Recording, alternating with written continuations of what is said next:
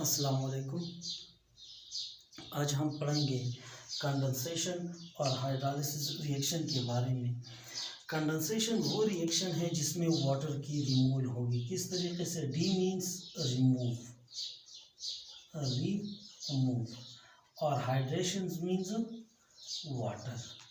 अब condensation reaction को dehydration reaction भी कहा जाता है। क्यों? क्योंकि इससे वाटर की रिमूवल होती है। किस तरह से रिमूव होगी वो आज इस वीडियो में हम देखेंगे।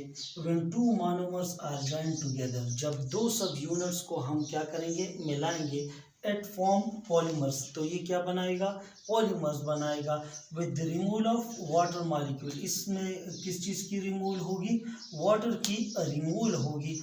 जब वाटर की रिमूवल होगी तो एक monomers in which OH from one monomers and H from the another monomers is remove. एक मोनोमर से OH रिमूव होगा और दूसरे मोनोमर से H जो है वो रिमूव होगा, और H और OH मिलके हमारे पास क्या बनाएंगे? वाटर मॉलिक्यूल बनाएंगे, और as a result water molecule जो है वो रिमूव हो जाएगा।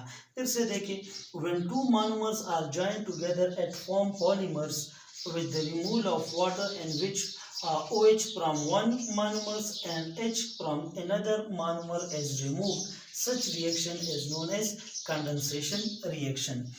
अब देखें, यहाँ पर मैंने एक जनरल फार्मूला ड्रा किया हुआ है एक एमाइनो एसिड का। किस चीज़ का लिखा है? एमाइनो एसिड, और ये भी एक मोनोमर से। इसी तरीके से एक दूसरा मैंने बनाया है, और ये भी किसका है? एमाइनो एसिड का ही है। अब देखते हैं, ये एक मोनोमर से और दूसरा एक मैंने वहाँ पर लिखा है कि जब दो मोनोमर्स एक दूसरे के साथ मिलेंगे और मिलने के बाद यहाँ से एक से H, एक से OH निकलेगा, एक से क्या निकलेगा? OH, और दूसरे से निकलेगा क्या? H और OH मिलके क्या बनाएंगे? वाटर बनाएंगे। क्या चीज़ बनाएंगे? H2O। वाटर की रिमूवल हो गई। जब वाटर की रिमूवल हो जाती है तो ऐसे रिएक्शन को क्या कहा जाता है? डिहाइड्रेशन या कंडेंसेशन रिएक्शन कहा जाता है। अब देखिए, HCHR,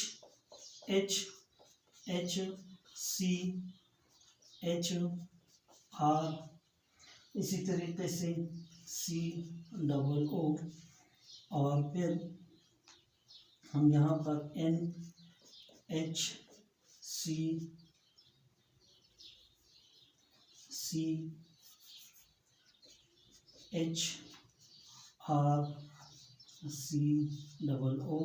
और OH।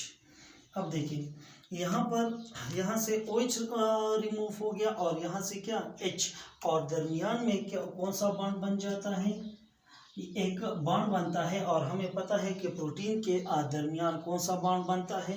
पेप्टाइड बॉन्ड बनता है, और इसी बॉन्ड को हम क्या कहेंगे?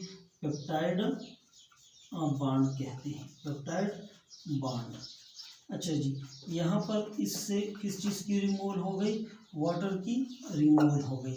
तो मैंने यहाँ पर लिखा है कि जब हम दो मोनोमर्स को इकट्ठा करेंगे तो इकट्ठा करने के बाद यहाँ से वाटर की रिमूव हो गया, और एक मोनोमर से प्रोटॉन और दूसरे मोनोमर से हाइड्रोक्सिल ग्रुप जो है वो रिमूव हो जाएगा, और रिमूव होने के बाद यहाँ पर हमारे पास वाटर मॉलिक्यूल बनाएगा। तो ये हमने क्या किया हुआ है? एक कंडेंसेशन रिएक्शन ड्रा कर लिया है। अच्छा जी, अब ये इस बॉन्ड को हमें मोनोपेप्टाइड बॉन्ड नहीं कह सकता, क्योंकि ये हमारे पास क्या कौन सा बॉन्ड है? डाइपेप्टाइड बॉन्ड है। कौन सा बॉन्ड है? डाइपेप्टाइड बॉन्ड है। डाइपेप्टाइड बॉन्ड इसीलिए है क्योंकि इनकी जो क्लासिफिकेशन है वो on the basis of number of amino acid है। तो यहाँ पर एमाइनो एसिड कितने हैं? 2 है ना, तो 2 एमाइनो एसिड है, तो इसी वजह से इसको क्या कहा जाता है? डाइपेप्टाइड बॉन्ड कहते हैं। आई होप आप लोगों को कंडेंसेशन रिएक्शन जो है वो समझ आ गया होगा। दूसरा है हाइड्रोलिसिस। हाइड्रो मीन्स वाटर, और लाइसिस मीन्स स्प्लिटिंग। इसका मतलब ये हुआ कि वाटर की मौजूदगी में या वाटर की एडिशन की वजह से अगर एक कॉम्प्लेक्स स्ट्रक्चर जो है वो टूट जाता है सिंपल फॉर्म में, तो ऐसे रिएक्शन को क्या कहा जाता है? हाइड्रोलिसिस कहा जाता है।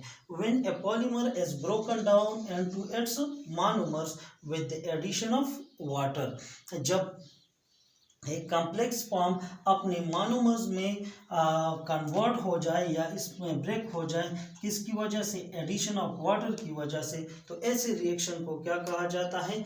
हाइड्रोलिसिस रिएक्शन कहा जाता है। अब अगर देखा जाए तो मैंने यहाँ पर एक फार्मूला ड्रा किया हुआ है, किस चीज़ का है? सुक्रोज का है, C12H22O11, ये किस चीज़ का फार्मूला है? सुक्रोज का फार्मूला है। अब इसके साथ क्या मिल गया है? वाटर। वाटर मिल जाने के बाद यहाँ पर एक ग्लूकोज बन जाता है, दूसरा क्या? फ्रुक्टोज।